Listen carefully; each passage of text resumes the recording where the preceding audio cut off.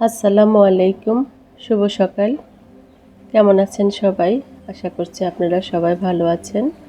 আল্লাহর অশেষ মেহেরবানিতে আমরাও ভালো আছি, আলহামদুলিল্লাহ। আজকে আপনাদের সাথে আলোচনা করব ইসলামিক একটা ভিডিও। এটা খুবই গুরুত্বপূর্ণ ভিডিও। আমরা অনেকেই নামাজ পড়তে গিয়ে কয় রাকাত পড়েছি বা এখন কত রাকাত পড়তেছি, এগুলো নিয়ে আমরা সবসময় আমাদের মনে একটা থাকে, ভুল হয়ে যায়। তো নামাজে কিভাবে অ্যাক্টিভ থাকবেন, কিভাবে আপনাদের নামাজটা সহি শুদ্ধ হবে, সেটা নিয়ে আমি আজকে আপনাদের সাথে আলোচনা করব। আমার বলাতে ভুল হলে অবশ্যই ক্ষমা সুন্দর দৃষ্টিতে দেখবেন। এই লেখাটা আমি এক আপার থেকে পেয়েছি। ওনার লেখাটাই আমিও চেষ্টা করি ভাবে পড়ার জন্য, সেজন্যই আমি আপনাদের সাথে সেটাই শেয়ার করলাম।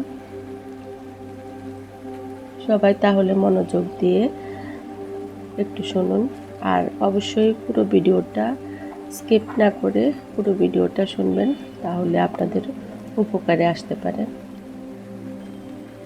নামাজে আমরা কিভাবে অ্যাক্টিভ থাকবো সেটা নিয়ে সবসময় আমাদের নামাজ পড়তে গেলে মনে হয় কয় রাকাত পড়েছি না পড়েছি, এগুলো নিয়ে সবসময় সবার যে হয় সেটা না, কিন্তু আমার হয় বা অনেকেরই হয়তো বা হয়।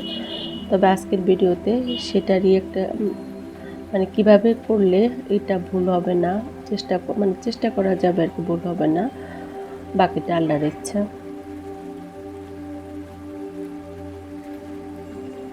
কিয়ামতের দিনকে কেন কিয়ামতের দিন বলা হয়?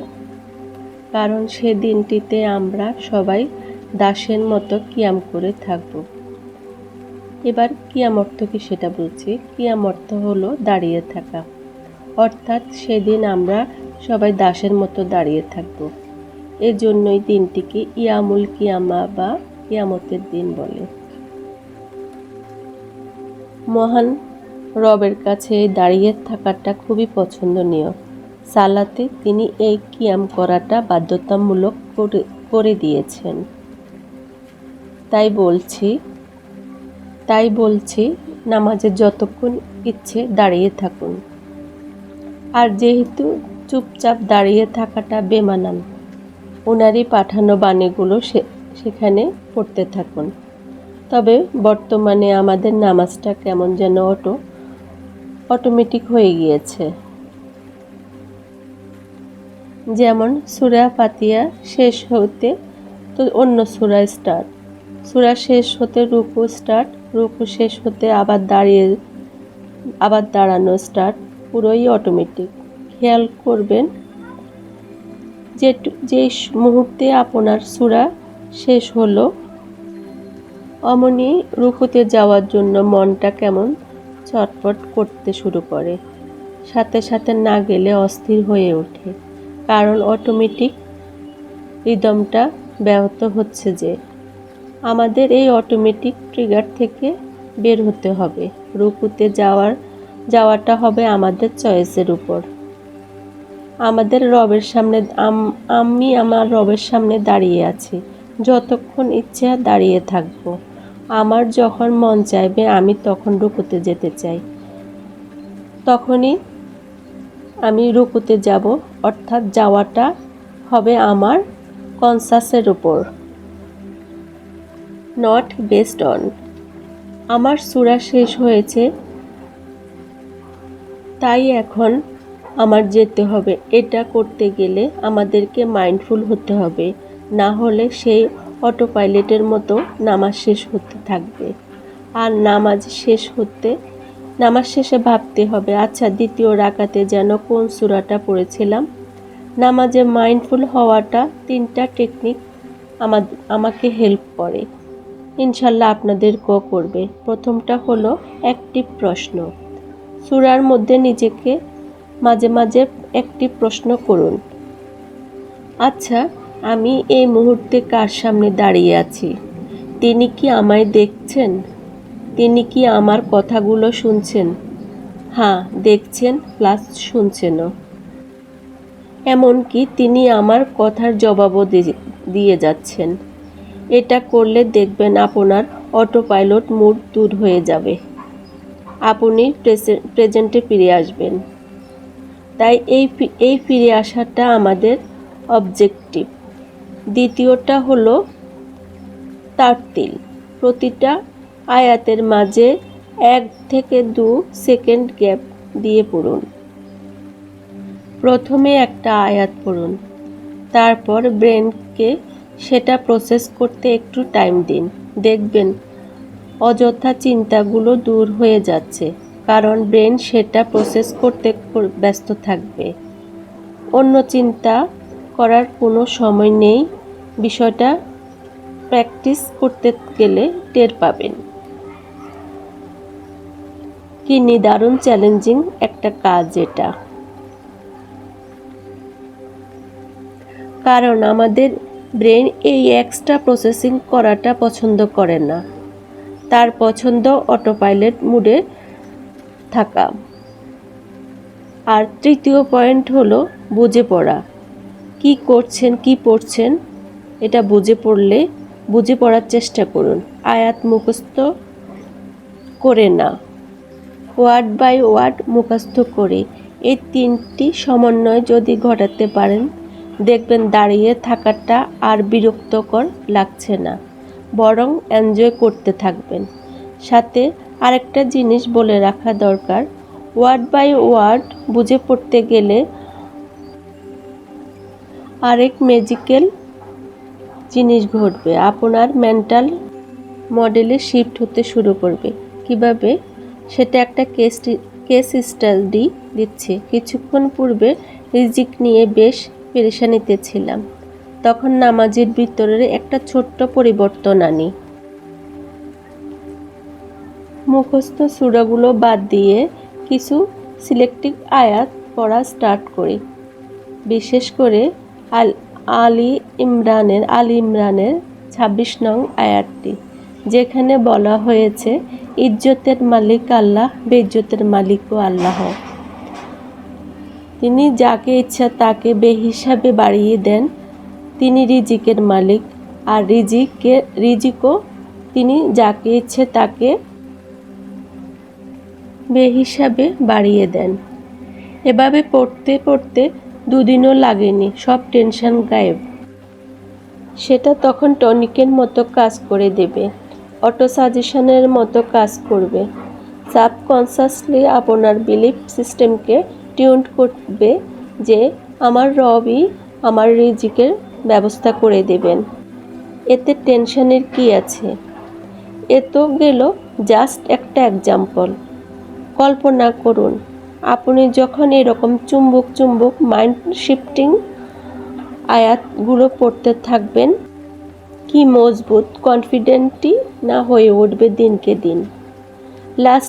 লাস্টলি আবারও বলি, যতক্ষণ পারেন দাঁড়িয়ে থাকুন। আপনি হয়তো রাসূল সাল্লাল্লাহু আলাইহি সাল্লামের মতো সূরা বাকারার শেষ 2 আয়াত সূরা বাকারা শেষ করে সূরা ইমরান পড়তে পারবেন না, তবে আম্বারার শেষ 10টা সূরা তো অন্তত পড়তে পারবেন। তাই যদি হয় শুরু করে দিন সূরা ফিল থেকে। সূরা ফিল শেষ করে রুকুতে যাওয়ার টেন্ডেন্সি রিসেপ্ট করে সূরা কুরাইশ পড়ুন।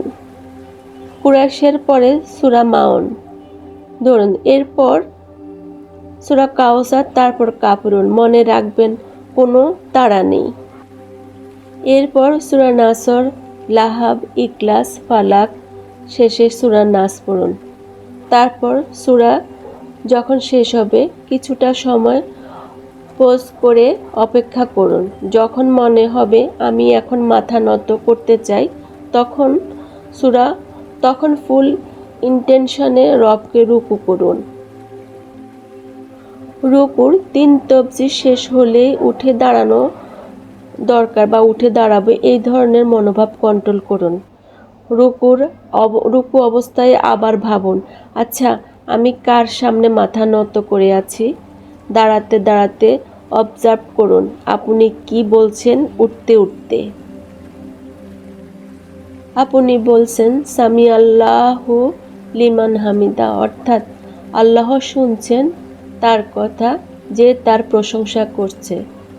অবজার্ভ করুন, আপনি কিন্তু উঠেই বলে উঠলেন রাব্বানা লাকাল হামদ, অর্থাৎ হে আমার রব, সকল প্রশংসা কিন্তু আপনারই।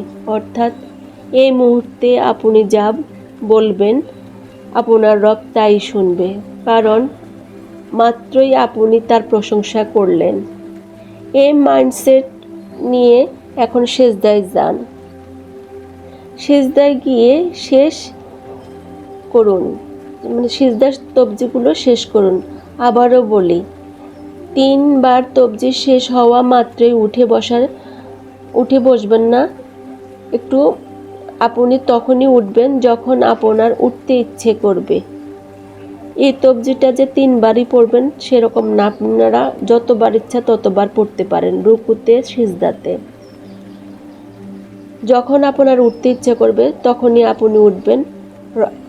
এটা আপনার আর আপনার রবের ঘনিষ্ঠ মুহূর্তটা এনজয় করুন।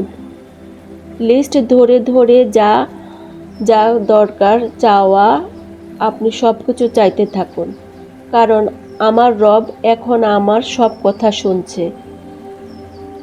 কারণ এইমাত্রই আপনি আপনার রবের প্রশংসা করে এসেছেন। সাধারণত জামাতে পড়লে এভাবে পড়ার সুযোগ থাকে না, আর নফল তো পড়াই হয় না। তাহলে বলি কি, রমজানের সময় রাত্রিতে বেশি বেশি করে নফল ইবাদতগুলো পড়বেন। আর এমনিতে আমরা যখন তাহাজ্জুদের নামাজ পড়ি তখন এগুলো বেশি বেশি করে পড়বেন, নফল ইবাদত বেশি বেশি করে করবেন। আচ্ছা, তারপরে বলতেছি 2 রাকাত তো এভাবে শেষ হয়ে গেল। এই 2 রাকাত শেষ হয়ে দেখবেন আধা ঘন্টা সময় লেগেছে, আর 4 রাকাত শেষ হতে দেখবেন পুরো 1 ঘন্টা গায়েব।